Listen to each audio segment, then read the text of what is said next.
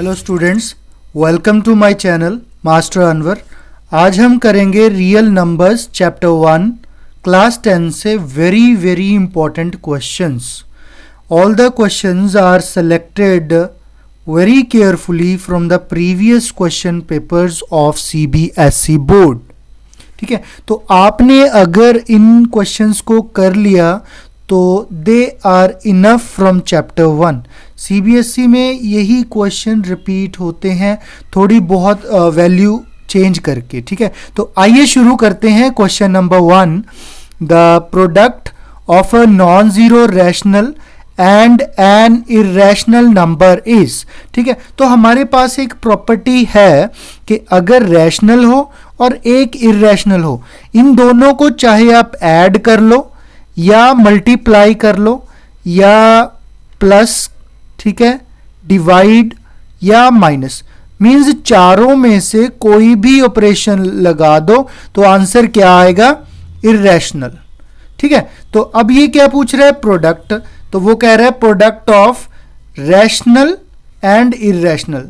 Product of rational and irrational is irrational, so just tick an irrational. Always नहीं, ये तो rational वाला है, ये पढ़ा है ऑलवेज इरेशनल। ठीक है, तो ये प्रॉपर्टी आपने याद रखनी है कि रैशनल और इरेशनल को चाहे आप ऐड करो, सब्ट्रैक्ट करो, multiply, divide, minus, your answer will be irrational. ठीक है, यहां पे रैशनल और इरेशनल दोनों दे रखे हैं, तो इसकी तरफ नहीं जाना है। चलो next question. For some integer m every even integer is of the form. ये हमें देखो, ठीक है, इवन टू समथिंग हो तो हमेशा आपका इंटीजर आएगा। ठीक है, टू समथिंग प्लस 1 हो तो वो आपका ऑड आएगा। ठीक है, तो आपने ये याद रखना है। तो यहां पे m हो, q हो, p हो, कुछ भी हो, अगर टू समथिंग है तो दैट इज इवन। ठीक है, टू समथिंग प्लस 1 है तो दैट इज ऑड। तो ये भी बोर्ड क्वेश्चन पेपर्स में आ चुके हैं already.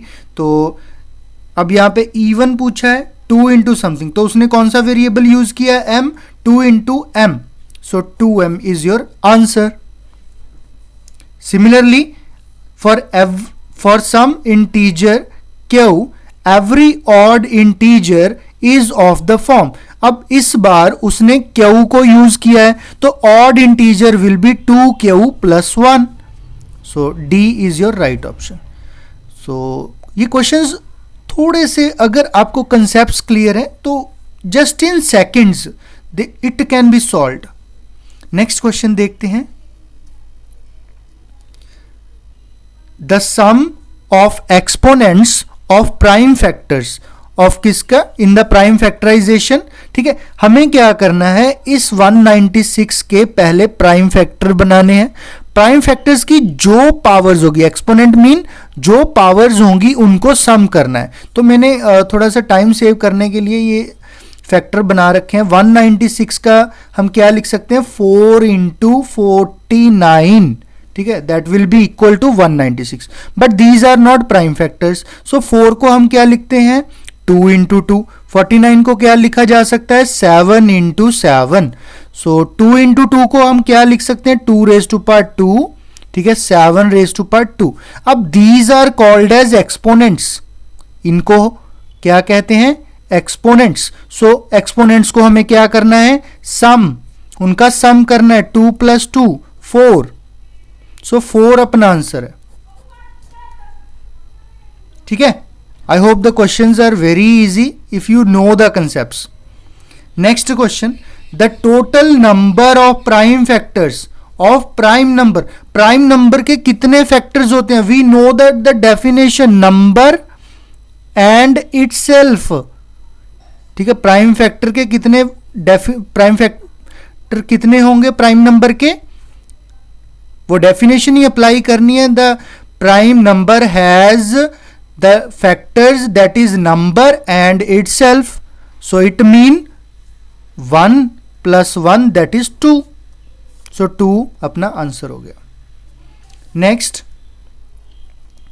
the HCF and the LCM of 12, 21, 15 respectively are।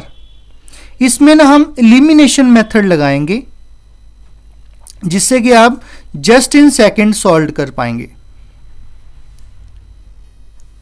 अगर HCF और LCM दे रखा हो तो जो HCF होगा वो आपके सभी नंबर्स को डिवाइड करना चाहिए और सभी नंबर आपके LCM को डिवाइड करने चाहिए। दूसरी चीज, अगर HCF पहले दे रखा है तो पहला आंसर HCF का होगा। सेकंड नंबर पे LCM दे रखा है तो सेकंड आंसर आपका LCM का होगा। ठीक है, तो अब मैंने कहा HCF आपके सभी नंबर्स को डिवाइड करना चाहिए। ठीक है, तो पहले हम देखते हैं 420 इनको डिवाइड कर सकता है? नो, तो ऑप्शन रिजेक्ट हो गया। ठीक है, सिर्फ HCF चेक कर रहा हूं अभी मैं। ठीक है, 3 डिवाइड कर रहा है 12 को, 21 को, 15 को। ठीक है, 3 4 जा 12, 3 7 दा, तो ये दोनों ऑप्शन बच गए। ठीक है, अब 12 इसको डिवाइड कर रहा है, 12 12 जा 1 पे जा रहा है। ठीक है, 12 21 को नहीं, तो ये भी ऑप्शन खत्म। बचा आपका ऑप्शन ए और सी। अब एलसीएम अप्लाई करते हैं। एलसीएम के ये तीनों नंबर इसको डिवाइड करने चाहिए। ठीक है, तो 15 10 का 150। ठीक है, 15 इंटू 10 150, तो यही नंबर नहीं जा रहा, तो ये भी रिजेक्ट। ठीक है, अब ये सभी इसको डिवाइड करते हैं। 15 जा रहा है, 21 220 पे जा रहा है, ये भी जा रहा है। ठीक है, तो ये ऑप्शन राइट हो गया। ठीक है, आपने क्या याद करना है, एचसीएफ में आंसर है जो आपका वो नंबर्स को डिवाइड करेगा। ठीक है, और एलसीएम में जो नंबर्स हैं वो आपका आंसर को डिवाइड करेगा। आंसर मीन एलसीएम जो दे रखा है। ठीक है, यहां पे जो एचसीएफ आंसर में दे रखा है वो नंबर्स को डिवाइड करना चाहिए। तो ये ट्रिक है। ठीक है, सो दैट आप सॉल्व कर सके इन सेकेंड्स। ठीक है, नेक्स्ट क्वेश्चन है the decimal representation of 11 over 2 raise to power 3 into 5। ठीक है, हमें ये बताना है कि अगर इसको सॉल्व करके हम ऐसे कुछ लिख पाएंगे तो ये डेसिमल के बाद कितने नंबर होंगे। ठीक है, वो बताना है। अब इसकी शॉर्ट ट्रिक क्या है, अगर आप इसको सॉल्व करने बैठ जाएं तो 2 से 5 मिनट लेंगे आपके। ठीक है, हमें क्या करना है, सबसे पहले चेक करना है कि डिनोमिनेटर में 2 और 5 ही होने चाहिए। ठीक है, 2 और 5 ओनली रिक्वायर्ड, पहली कंडीशन। दूसरा, अब अगर 2 और 5 ही हैं तो जो नंबर की हाईएस्ट पावर है, इसकी पावर 1 है, इसकी पावर 3 है, तो इसकी पावर 3, तो जितना भी ये हाईएस्ट पावर है उतना ही उसका आंसर होगा। सो अब इसको सॉल्व करोगे तो उसके 0 पॉइंट समथिंग, तो यहां पे 3 नंबर आएंगे। ठीक है, सॉल्व करके दिखाऊं, चलो करते हैं। ठीक है, 11 upon 2 raise to power 3 5 raise to power 1। ठीक है, यहां पे भी मैं 3 बना लूं 5 रेज़ टू पावर 3, तो 5 2 के साथ मल्टीप्लाई और 5 रेज़ टू पावर 2 के साथ डिवाइड कर लिया, मल्टीप्लाई एंड डिवाइड। सो ये समथिंग कोई नंबर आ गया 11 इंटू 25, इसका क्या हो गया 2 raise to power 3 5 raise to power 3, 5 into 2 10 10 raise to power 3। ठीक है, अब ऊपर कोई भी नंबर बने एक्स वाई जेड, ठीक है, उसका डेसिमल तो 3 के बाद ही लगेगा जो भी नंबर होगा। ठीक है, सपोज हम मान लेते हैं एक्स वाई जेड, क्योंकि एमसीक्यूज में हमें सॉल्व नहीं करना है तो उसका डेसिमल 3 के बाद ही लगेगा। ठीक है, 10 की पावर 3 हमें पता है कि डेसिमल 3 के बाद, सो सीधा, तो हमें इतना करने की जरूरत नहीं है। हमें क्या करना है, पहले चेक करना है कि डिनोमिनेटर में 2 और 5 हो ओनली, और इसमें 2 और 5 में से अगर दोनों में से जिसकी पावर बड़ी है वही आपका आंसर है। तो ये बोर्ड क्वेश्चंस में ऐसे क्वेश्चंस बोर्ड सेलेक्ट करता है। चलिए बढ़ते हैं नेक्स्ट क्वेश्चन की तरफ। The LCM of smallest 2 digit composite number. 2 digit numbers अब कहां से स्टार्ट होते हैं, 10 11 12।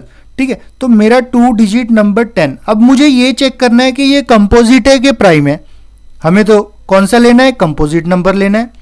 तो ठीक है, 10 प्राइम नहीं है तो इट मीन ये कंपोजिट है, तो ठीक है जी, एक नंबर 10 हो गया। दूसरा स्मॉलेस्ट कंपोजिट नंबर, अब नेचुरल नंबर्स कहां से स्टार्ट हो रहे हैं, 1 2 3 4, ठीक है, तो 1 तो कुछ भी नहीं है, 2 प्राइम नंबर है, 3 भी प्राइम नंबर है, तो 4 हो गया हमारा स्मॉलेस्ट कंपोजिट नंबर। अगर ओनली वो पूछ भी ले कि स्मॉलेस्ट कंपोजिट नंबर, तो भी ये 4 आंसर, अब ऐसे भी क्वेश्चन बन सकता है, ठीक है। तो 10 और 4 का हमें एलसीएम निकालना है, ठीक है। 10 के फैक्टर्स क्या हैं, 2 इंटू 5, और 4 के फैक्टर्स 2 इंटू 2, ठीक है। 2 यहाँ पे 2 टाइम है, 2 यहाँ पे 1 टाइम है, तो एलसीएम मैक्सिमम वाला लिखना होता है 2 इंटू 2, ठीक है। तो ये 5 यहाँ पे 1 टाइम है, तो अपना एलसीएम क्या हो गया 20। अब आप यहाँ पे ट्रिक भी लगा सकते हैं। मैंने क्या कहा था, एलसीएम में जो नंबर्स हैं वो आपके आंसर को डिवाइड करने चाहिए, ठीक है। हमारे नंबर क्या है 10 और 4, तो यहाँ पे देखो 10 44 को डिवाइड नहीं कर रहा है, ठीक है। अगर आपने ये एलसीएम नहीं पता करना, वैसे तो हमने पता कर लिया 20 आ रहा है, ट्रिक लगा दो, नंबर पता है आपको 10 और 4 है, तो आपके नंबर हैं जो आंसर को डिवाइड करने चाहिए। 4 ठीक है डिवाइड कर रहा है, लेकिन 10 नहीं इसको डिवाइड कर रहा है। मीन्स जो आपके आंसर हो गए, एटलीस्ट इनमें से जो बड़ा है उससे तो बड़ा ही आंसर होगा, ज्यादा से ज्यादा इसके इक्वल आ सकता है, तो ये 4 तो नहीं हो सकता, सीधे ही आप कैंसिल कर सकते हैं लॉजिक से, ठीक है। तो 10 और 4 में क्या हुआ, ठीक है। अब ये 20 दोनों को डिवाइड कर रहा है, 10 12 को डिवाइड नहीं कर रहा है, लो सीधा वही ट्रिक से एलिमिनेट हो गए। पता करना है तो पता कर लो, अगर नंबर छोटा सा दे रखा है तो आपका 20 आंसर हो गया। नेक्स्ट क्वेश्चन जो बोर्ड वालों ने सिलेक्ट किया था वो क्या था, HCF of 2 numbers is 27 and LCM is 162. If one of the numbers is 54 then the other number is, ठीक है। हमारे पास एक रिलेशन है कि अगर दो नंबर का प्रोडक्ट करें तो वो LCM प्रोडक्ट HCF के बराबर होता है, ठीक है। तो हमें एक नंबर दे रखा है, वो कौन सा है 54, ठीक है। सेकंड नंबर हमें पता करना है, अदर नंबर। अब एलसीएम कितना दे रखा है 162, एचसीएफ कितना दे रखा है 27, ठीक है। अब इसको सॉल्व कर लो and you will get the other number. इन चारों में से अगर आपको कोई, ठीक है, बोर्ड में हो सकता है कि इस बार कुछ और आ जाए, ठीक है। तो 4 में से 3 अगर दे रखे हो तो इस ट्रिक को अप्लाई करो and you will get the answer. चौथी चीज जो मर्जी पता कर लो। सो बी क्या होगा 162 27, ये 54 मल्टीप्लाई इस तरफ डिवाइड, तो ये क्या होगा 27 1 जा 27 2 दा 54, 2 1 जा दैट इज 81, सो 81 आपका आंसर आ गया। Next HCF of 144 and 198। अब मैंने क्या कहा था, आंसर में से दोनों को डिवाइड करना चाहिए। 3 नंबर होते तो वो आंसर आपका तीनों को डिवाइड करना चाहिए, तो आप चेक कर लेना 18 इसको सेटिस्फाइड कर रहा है, ठीक है। सो नेक्स्ट क्वेश्चन है 225 कैन बी एक्सप्रेस्ड एज। अब 225 मुझे पता है 25 इंटू 10 250 होता है, उसमें से 25 निकाल दो तो it mean 25 into 9 is equivalent to 225, ठीक है।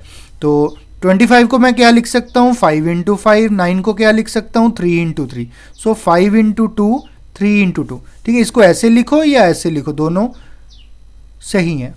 तो 5 और 3 की दोनों की 2 पावर चाहिए, तो यहाँ पे 5 की 1 है 3 की 2 है, 5 की 2 है 3 की 1 है, यहाँ पे 5 और 3 की दोनों है, तो ये आपका आंसर हो गया। यहाँ पे 3 है, ना ये तो हो नहीं सकता। Next the decimal expansion of 23 upon 2 raise to power 5 into 5 raise to power 2, तो ये वही ट्रिक के ऊपर आ गया, 2 और 5 है डिनोमिनेटर में, तो ये कितने डेसिमल्स के बाद टर्मिनेट होगा, ठीक है। 2 की हाईएस्ट पावर 5 है, 5 की हाईएस्ट पावर 2, तो हमारे पास पावर्स 2 है, ठीक है। एक तो 5 है एक 2 है, ठीक है। उन्होंने कंफ्यूज करने के लिए सेम वही नंबर दे दिया ताकि बच्चा कंफ्यूज, हमें तो सिर्फ एक्सपोनेंट्स को देखना है, दोनों में से हाईएस्ट कौन है 5, तो 5 के बाद ये खत्म होगा जो भी इसका आंसर आएगा डेसिमल एक्सपेंशन। अब ये वही है, ठीक है। 2√3 को ऐसे लिख सकता हूं, मैंने कहा था रैशनल और इररेशनल को मल्टीप्लाई करो, प्लस करो, डिवाइड करो, माइनस करो, चारों में से कुछ भी करो, आंसर इर्रेशनल ही आएगा। देखो घुमा फिरा के पूछ रहा है तो आंसर आ गया इर्रेशनल नंबर। तो फर्स्ट चैप्टर से बस ऐसे ही क्वेश्चन है, एलसीएम और एचसीएफ के सिंपल वाले निकालने वाले वो आप खुद कर सकते हैं। तो इससे अलावा और कोई क्वेश्चन नहीं बन रहा है तो आपका chapter 1 is almost done. Bye bye, see you in chapter 2।